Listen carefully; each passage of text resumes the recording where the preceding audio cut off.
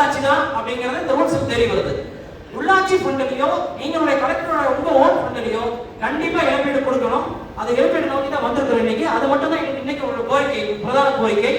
அதுல வந்து பாத்தீங்கன்னா ஒரு 2 நபர் வந்து ஒருத்தர் வந்து 18 ஆடு எழுதிருக்காரு. சொந்தமா ஒரு சென்ட் நிலங்க கிடையாது, ரோட்ல மேய்க்கிறோம் 18 ஆடு. இன்னொருத்தர் வந்து 28 ஆடு கிணத்துக்கு விழுந்தது. அந்த கிணத்துக்குள் விழுந்த ஆட்டை உங்க சங்கம், உங்க தலைமையில் இயக்கக்கூடிய சங்கம், தனி பெரியவர்கள் சங்கம் என்ன சொல்லிக்குது? அந்த மெம்பர் ஆனந்தி வெங்கடேசன் மேடம் என்ன சொல்லிருக்காங்க? விவசாயிகளை கொடுத்து போய் அந்த ஆட்டுகளை புடிச்சு கொண்டு கிணத்துல போட்டு இழப்பீடுக்காக வந்து எங்க அரசாங்கத்துக்கு போய் நிக்கிறாங்க. திருநாய்கள் ஒழிக்கிறதா இவங்களுடைய எண்ணம். ஏங்க சார் அவங்க யூடியூப் நீங்க தடை பண்ணல? போலீஸ் ஸ்டேஷன்ல சார் இன்னும் எஃப்ஐஆர் போடல. அவங்க இன்னும் எஃப்ஐஆர் போடல. சிசார் மட்டும் கொடுத்திருக்காங்க, எஃப்ஐஆர் போடல. அவங்களுக்கு என்ன தண்டனை? ஏன் ஒரு நாயை துரத்துனா உடனே அவங்க எங்கேயும் மும்பை வந்து வர்றாங்க, சென்னையில வந்து வர்றாங்க, அவ்வளவு குயிக்கா வந்து ஒரு எஃப்ஐஆர் போடும்போது இது வந்து தெரிஞ்ச அப்படி 16,000 லைக் வந்துருது அந்த வீடியோ யூடியூப் சேனல்.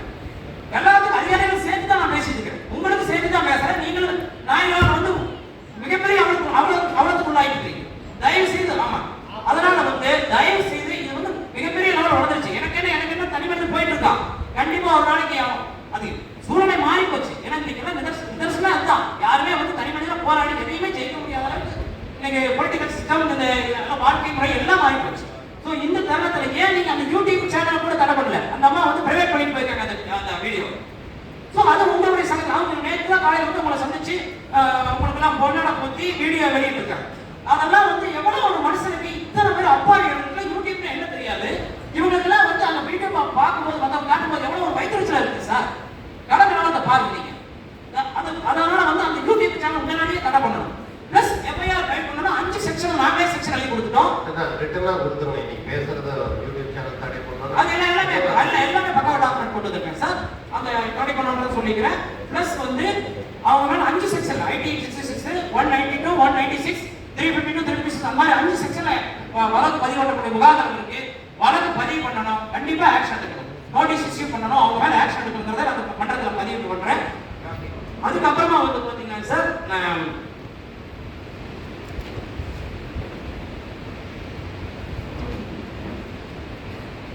அந்த அது மாதிரி பண்ணிருக்காரு.